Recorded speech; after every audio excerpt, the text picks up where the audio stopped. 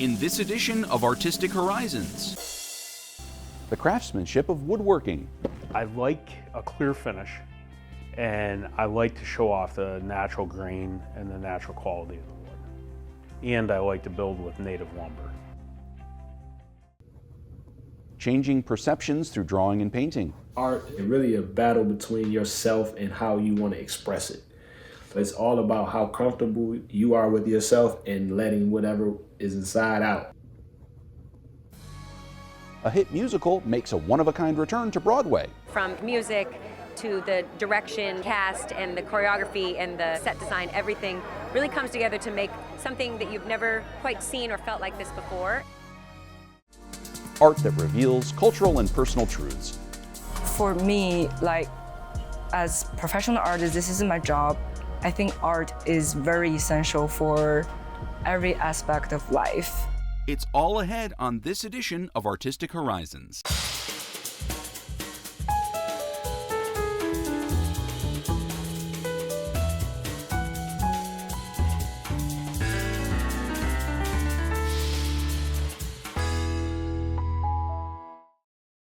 Hello, I'm Mark Sonero, and this is Artistic Horizons. We travel to St. Lawrence County in upstate New York to meet woodworker Matt Roessler.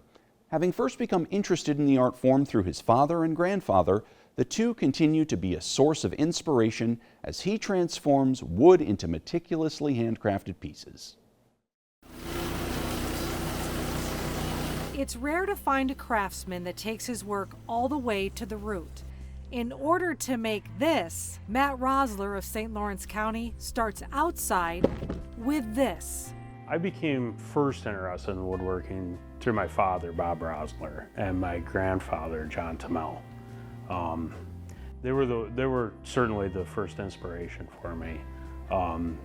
With woodworking, as most of us know it, but the cutting the trees and the sawmill side comes from my uncle, Tom Jackson. I spent a lot of time cutting down trees with him. Since retiring from the New York State Police in 2020, Roessler is focused on his business 100%. From artful yet practical pieces on display at Tawny and Canton to cabinetry or cutting boards, his work is in demand. With a shop full of tools, both modern and old school, Roessler digs in. His endgame is to produce a piece that boasts no hardware at all, but to get there is a multi-step process. My woodworking process, I try to focus on being natural. My process is to start with a standing tree and cut it down and into a log, bring it into my sawmill, turn it into lumber, and I can turn it into lumber in several different ways in the sawmill, and then I'll kiln dry it. After it's kiln dried, then I can make a finished product with it. I like a clear finish, and I like to show off the natural grain and the natural quality of the wood. And I like to build with native lumber. There's hand saws that I use, and there's also power saws that I use, and same with sanding. There's hand sanding, and there's techniques for that. You use a block sander, sometimes just your hand and a piece of sandpaper, but other times different kinds of power sanders. I think my initial inspiration is from my father and my grandfather, but I also had other inspirations along the way that shaped the way I like to woodwork. My shop teacher, John Driscoll, he had techniques that I hadn't learned before, so I learned those techniques, and PBS star Norm Abram changed a lot of the way both my father and I built, because it's the use of modern techniques with traditional joinery. And in the end, I'm able to make a traditional looking piece using modern power tools. Part of craftsmanship includes the challenge involved with a particular piece. When Matt is charged with building something he's never done before, he has to step out of his comfort zone. But as he explains, it's a zone that's needed to build something really great. Particularly now that I build for my customers, I'm constantly taking risk, because I'm not taking my inspiration and trying to make a finished piece. I'm using my customer's inspiration and trying to make the piece that they envision. That can be challenging sometimes, and I can end up doing something I've never done before with wood. For me, woodworking embodies hardworking and practicality. To me, I'm not so much an artist as I am a craftsman. And that's what I like about woodworking, is I can make practical items. The practical items I'm talking about would be like tables and chairs, furniture, but other things too that people want. I recently just built a patio bar. So I can make things that people desire that aren't necessarily just artistic, but they're something that we use. Even better, it's something that can be used and made with local resources. I think the way that it serves the community on a greater scale is that it can be unique to where we live. So that I use native lumber, and any woodworker that uses native lumber can bring an identity to an area. So I think in that way it's important. I also think that the practicality of what I build is important because people can use it. Despite a change in times and the world seemingly in a hurry, time slows down with a handcrafted piece. And fortunately, this kind of work is still very much appreciated. And now for the Artist Quote of the Week.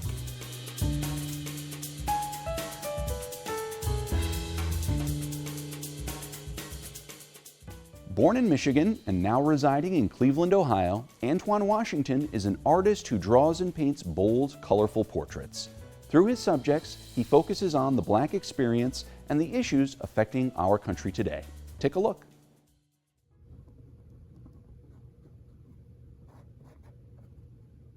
Look at a painting of my daughter, and I think the whole premises around this piece is going to be about pretty much like young people making wishes and dreaming outside of their birthdays. I mean, they dream. I mean, you make that wish on the birthday, but do you actually really follow through with it? And do you even know to do that? Saturday morning cartoons, that was like some of my earlier influences, is seeing those type of things. But as far as like artists, as a kid, I would have to go to like Ernie Barnes and like the Good Times paintings and stuff like that, just because my grandmother used to watch that all the time. It was that one painting that they will always show at the end. I think it's at the end of the show when it's going off. That's where I was first really introduced to like, oh, Black artists painting. I would like to do that.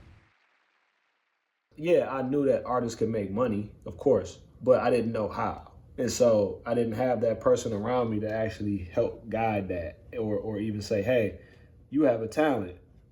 You have a talent in art. Don't you know that you can make money from this and you can make a living doing this? And so that never really ever came across my mind, or even was even encouraged in my neighborhood where I was from. That when you did art, you were kind of looked at as a weirdo in a sense. And so I would always, practice basketball and come home and draw. And so people knew that I could do it, but it never really was like, it was just like, all right, man, put that down and let's go hoop. Which I look back now and said, man, how unfair was that to a kid like me? Coming up, I didn't have any like training in art. I just kind of like, mom put the paper down in front of me, crayon, and I just kind of always drew. Doodling and just grabbing crayons and just always like trying to make stuff and drawing stuff, and I would draw them pictures all the time at a very young age. And so she was super intentional about just keeping that paper in front of me. I think art is really a battle between yourself and how you want to express it. And so it's all about how comfortable you are with yourself and letting whatever is inside out. And so that's how I looked at it. I didn't look at it no other way. And so I felt like this would be probably one of the better ways for me to actually express myself. And instead of me like getting on social media or something like that and saying something, I can just say what I want to say through a work of art. And so I always kept that in my back pocket and always knew when I go to college I was going to major in art. And then leading to Baton Rouge is where, when I went to Southern University, that's where I officially took art school and class. It was in college.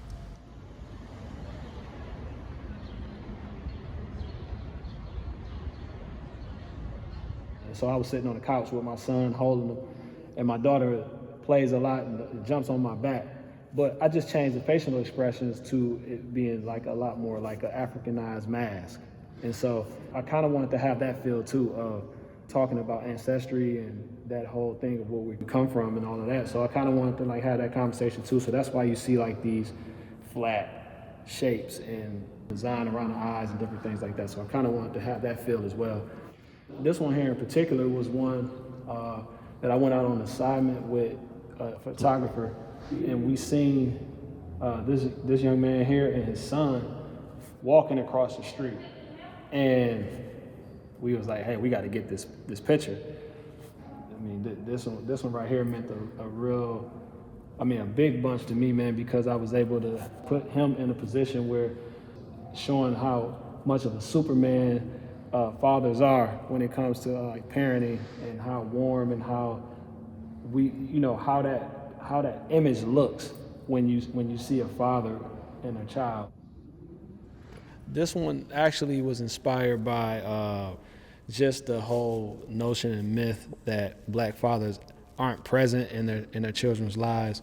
Right there said it was a lot to me, because of growing up, I saw different. In my neighborhood, even though we were poor, fathers were always around. And fathers to me, even though I had my father alive in my life, I had many other fathers, coaches, and different people within the community that acted as father figures.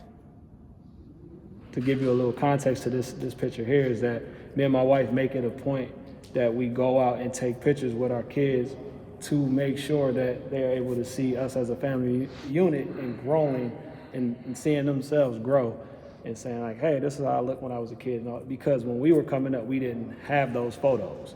So we're super intentional about that. And so we tend to just like take a day, hire a photographer, and then we'll go take pictures. And so with this one in particular, I was painting a series, and I said, hey, I have to paint this picture because this represents my family, and I have to also show people that I'm not just talking the talk, I'm walking the walk. It's a lot of opportunity out here in the arts for people that look like me. And we just don't have access to it because no one is exposing us to it or even telling us about it. In my short tenure and time around art, I'm like, I can only imagine if I can learn these different things in a short period of time what someone 12, 13, even 6 could learn over time. And so I'm like, let me create something, or let me get in front of these young people and let them know like it's opportunity here. You don't have to run, jump, dunk, dribble a basketball, or catch a football, or rap, sing, dance all the time. This is another way that you can express yourself.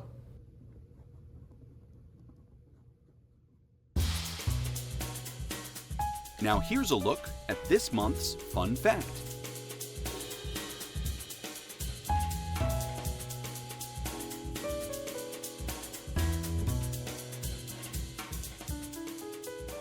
In New York City, Andrew Lloyd Webber's Sunset Boulevard returns to Broadway. Directed by Jamie Lloyd and starring Nicole Scherzinger and Tom Francis, the exhilarating production reimagines the classic musical through memorable video design and cinematography.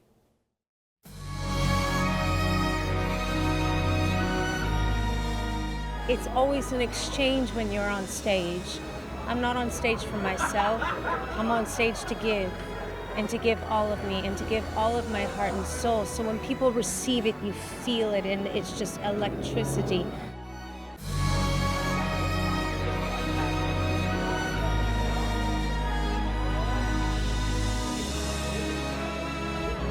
This production is so striking and so unforgettable. So from Andrew's music to the direction, to the cast and the choreography and the set design, everything really comes together to make something that you've never quite seen or felt like this before. And as somebody who's gone back, watched different performances of different versions of Sunset Boulevard, it's just so cool to see what this one is and is bringing uniquely. You're Norma Desmond. Used to be in silent pictures, used to be big. I am big. It's the pictures that got small. Well, you take a piece like this, you can go back in time and do something that is a classic. And what makes it a classic is the fact that it speaks to our humanity across time. So those who first saw this decades ago can see a reinvention like this production and still be touched. Feel the early morning madness. Feel the magic in the making. Why, everything's as if we never said goodbye. I'm coming out of makeup. The lights already burning. The thing that is unique, that makes it a classic, is that there is a certain undeniable humanity to it that will speak to anyone who is human. I think what makes this special choreographically is the use of the video, seamlessly tying it into the choreography. It was a lot of hard work, but it became a labor of love. This is narrative choreography, and I think it speaks of the collaboration that I have with Jamie Lloyd. It's all about storytelling. It's all about, pushing the lyrics forward, pushing Andrew's score forward, and kind of working collaboratively with every department. It's a really interesting experience combining screen with theatre and having to switch between the two. It's a massive learning curve for me. There's no props, there's nothing. Everything has to be in your imagination. Yeah, so when you take everything away, I think that as like an audience, you've got no fluff around the edges, and so you can just zero in and focus in on what the story is. It's kind of just trusting Jamie Lloyd. That's the most important thing as an actor in this production. Whatever he says, just do it. Jamie is such a beautiful director. He really allowed me to bring myself authentically to the role and to Norma, and to be able to have fun and to play with the role and to think outside of the box. There are no rules in this production. I'm obsessed with this production. Nicole is awe-inspiring, jaw-dropping in it. I've never really met anyone like Nicole. Her work ethic is staggering. It's terrifying. The thing about Nicole Scherzinger is that she's a director's dream because she offers 100,000 choices, so she can really do anything. All of the comedy, this exceptional voice, and then by the end, she's plummeting to the depths of the human psyche in a really, really raw and visceral way. They wrote a classic musical, a classic story that is of the ages always. It's a wonderful score, like it's a wonderful, really dark, really filmic, authentic score. So to take that as the backbone of everything, but throw away everything you ever knew or thought you knew about Sunset Boulevard, and bring something new, and I think it's resulted in something really special. I think we all feel like we're not necessarily in total control of it. I think it lives as an entity on its own. It has its own heartbeat and its own breath, which I find absolutely thrilling thing to be a part of.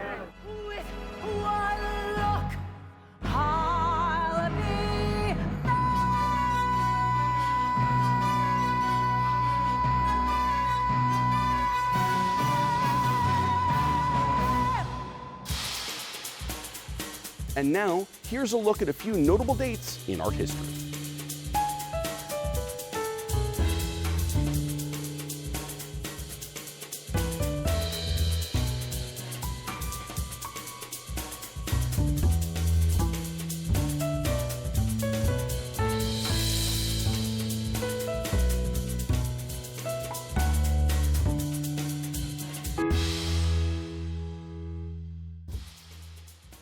Up next, we hear from artist Phi Phi Lin, whose imaginative artwork explores the many facets of the human experience and reveals both cultural and personal truths.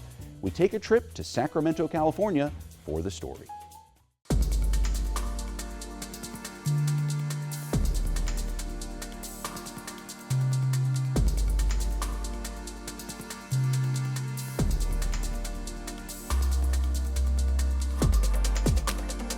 Art means everything since I have memory and since I was a child, like 6 years old, and I know that is my destiny. I'm living my dream, and I'm an artist, and this is my job and my passion and everything I'm breathing in. For artist Phi Phi Lin, her unique upbringing and diverse cultural experiences have not only defined her discovery of self, but expanded her journey as an artist. I think I'm very grateful, like the way I grew up, and that trained me as, even though in China's traditional Chinese culture and family, they think girls just need to be like doing small things and be gentle, obey, and all these like boxes, rules. But how I grew up is absolutely wild. Basically during 1980s in China, and even before that, they have like this one-child politics. But my year is very special. It's like 1987. So they allow some of the families, means like have second chance if your first child is a girl. So you have a second chance to maybe to have a boy. So that's how I come along, and because my parents like really hoping I'm a boy. So the way I grew up, they train me like a boy, and they train me have to be tough. Fei-Fei's parents gave her the opportunity to explore the dynamic contrast between her own individuality and her traditions. She found her path within her life and her art. So when I entered high school and college, I had the opportunity to travel to all over the world and study art, especially Europe. My very first collection of artwork or art theme is called Green Leaves series, and that time I was in college, 20s, young. And so I paint a lot like large scales, green leaves, really thick, like brush strokes and building up on layer on each other, So usually like they showed in the museums and galleries, actually I sold out every piece of it. And then I moved to America when I finished my master's degree, and I started to explore public work. I painted a lot like large faces, but all face down or thinking, and don't really necessarily have like gender like reflection. It's just a person. In America, Fei discovered a new dimension to her art. This journey led her to embrace and express some darker truth. The reality, the truth, or the dark, like how to say, like the darkness of people don't want to see. But I want to open all these portals, doors, let them to see like the beauty of it, embrace it. I have, a big loss of my life. I lost my partner in car accident, and all this come together and taught me we have to tell the truth. The truth sometimes could be very dark, but darkness is part of our life, and it is essential for me to express through art, because I think we need to understand life is not only about the sun, the bright side of it. The balance part is like the dark part of it. So I'm not afraid to express through my work, and some viewers see my work is like, wow, what is that? They kind of like refuse to know the truth, but when I tell the truth, they understand and they're accepting it, and they feel moved.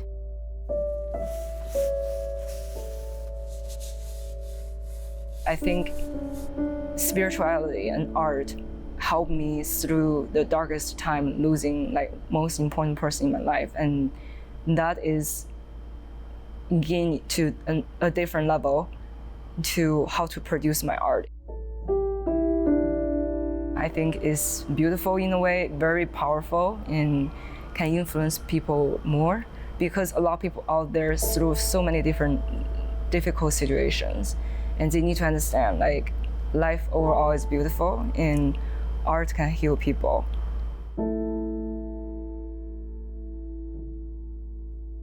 I don't want people to just see my work, oh, everybody love it. No, that is not my goal. I think that is the challenging part of it, is most fun part of it. You have to be controversial, authentic, and that's my goal for the rest of my work and my next pace too. It's like a journey. You write our journey down, but just different like forms, sketches, or drawings, People probably think, oh, it's not necessary, but just remember when we were a child, everybody liked to draw. That is your inner power. For me, like as professional artist, this is my job. I think art is very essential for every aspect of life. And art could be anything. It doesn't need to be certain forms. And I think it's very powerful spiritual food for everybody. And that wraps it up for this edition of Artistic Horizons. For more arts and culture, visit WPBSTV.org. Until next time, I'm Mark Cenero. Thanks for watching.